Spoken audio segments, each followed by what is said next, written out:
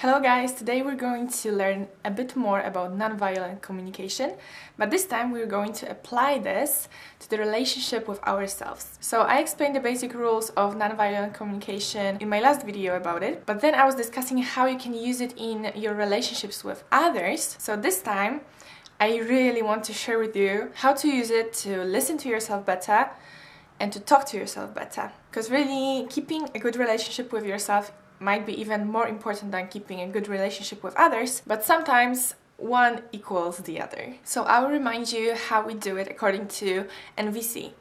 First, you recognize what is causing certain emotions. So you look at the world and you are describing what is happening around you. Second, you recognize the feeling that is appearing in you or in others. Third, you are trying to listen to the needs that are causing those emotions. This might be a need for being understood, or the need to be loved, or the need to feel safe, and on and on. And finally, the last point is to make a request that will help us satisfy our needs, calm down our vivid emotionality, and make others understand what kind of situations make us feel in a certain way. So, NVC is not only a method of communication. It is a whole philosophy and approach to life where you abandon judging or blaming and you rather try to figure out what needs are behind every action of every human being. However, sometimes it's really hard to give empathy to others.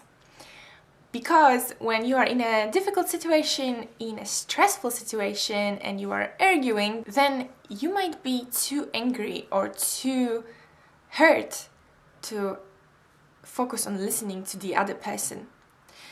And that happens because you need to be listened to.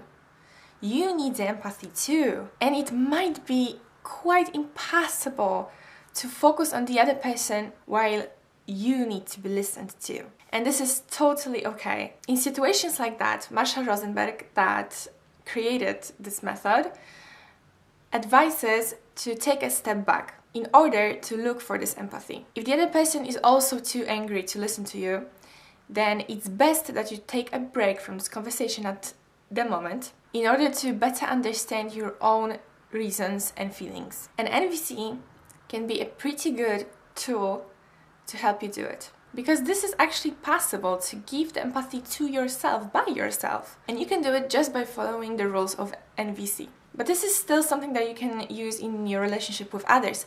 But there are times when we really just disappoint ourselves. When we just feel irritated with ourselves, like, why are we this way? Why did we make this mistake once again? And we can just feel that we are not as perfect as we would expect us to be. So, when meeting problems in life, we have a few approaches that we can take. The first one is to blame ourselves. I am too sensitive, I am too lazy, I'm just not really good at anything, and so on and so on. Another approach is to blame others. Nobody's thinking about me, nobody's helping me, everyone is so lazy. Others just don't care that much. They are homophobic and sexist, and that's why they are treating me this way. And so on and so on. There is also a third approach, where you use NVC. And this is recognizing your own feelings and needs. So how you do it when you regret what you did? First of all, you need to accept that if you did something, that it's really because it was the best way to do it. Even if right now you feel like this was a bad decision, you need to see that then it seemed like the best decision because you did it. There must have been something that made it a good decision. And what makes a decision good? Well, the fact that it satisfies your needs. That at the moment you wanted to achieve something. Something was missing and you wanted to make it up for yourself. And this is the key. What was it? Did you say something rude because you were feeling unsafe and you wanted to defend yourself? Did you realize that you forgot to bring something with you, like your phone or anything, and now you feel like, how could you not remember about it? And you are just mad at yourself, but maybe then you were thinking, geez, I really need to hurry right now. And you just forgot because you needed to stick to your schedule, you wanted to be organized. Really, everything has a reason. And I would say even more, everything has a good reason. I'm not saying that if you behaved rudely and you regret it, then if it has a reason that is justified and it was okay for you to do it. It's not that. It's just that there was something that caused your behavior. And once you know what it is, what you wanted to achieve, what need was not satisfied and you wanted to meet it somehow,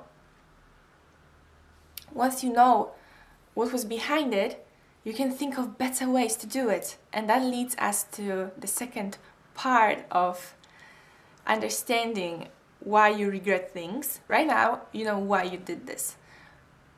But now we need to understand why we regret it right now. So for example, if you said something really rude, out of anger, out of feeling like you're unsafe, right now you feel ashamed of it. Right now you might feel guilty. And now you also can ask yourself this question, why you're feeling this way. The case might be that if you feel ashamed of what you said, then it might be because, for example, it doesn't really meet your need to respect others. You want to understand others, you want to respect others, you want to have good relationships with others.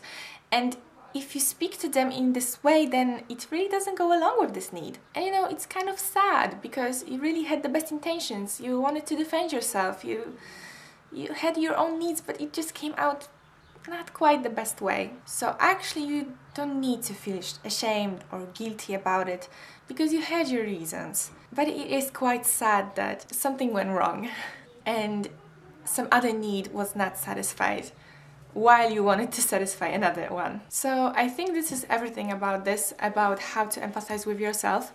And I feel like this is extremely important. This is so important, and NVC actually makes it a lot easier because you stop blaming yourself, stop judging yourself, you stop saying that you should do something, you're supposed to be something.